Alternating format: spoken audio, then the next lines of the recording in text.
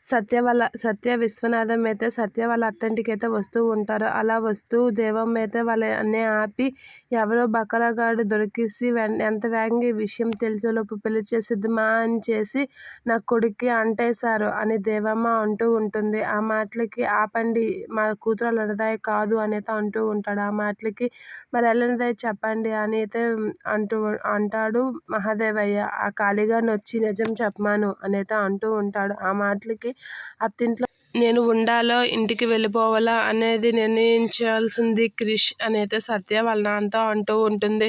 ఇప్పుడు మాతో పాటు క్రిష్ కూడా వచ్చి మేము నిన్ను చీకొట్టాలా అనేది అంటూ ఉంటాడు మహాదేవయ్య.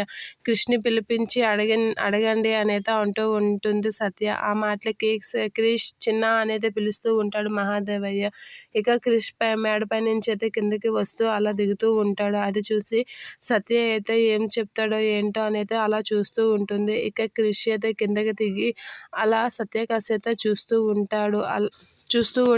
ఇక సత్య అయితే క్రిష్ కోసం అలా ఎదురు చూస్తూ ఉంటుంది. అలా చూస్తున్న సత్య కాసేత క్రిష్ అక్కడికి వచ్చి ఏం చెప్పాలా అని అందరి ముందైతే అలా చూస్తూ ఉంటాడు. ఇక సత్య అయితే క్రిష్ని చూసి ఏం చెప్తాడో ఏంటో అని టెన్షన్ పడుతూ ఉంటుంది. ఇక క్రిష్ అయితే సత్య కాసి అలా చూస్తూ ఉంటాడు. ఇక సత్య కూడా క్రిష్ కాసి అలా చూస్తూ ఉంటుంది. ఇక వాళ్ళిద్దరూ ఒకరినొకరు చూసుకుంటారు. కానీ క్రిష్ అయితే ఏం చెప్పాలో తెలియక ఆలోచిస్తూ చాలా బాధపడుతూ ఉంటాడు. ఇక సత్య కూడా బాధపడుతూ ఉంటుంది. క్రిష్ ఏం చెప్తాడో అని భయపడుతూ ఉంటుంది.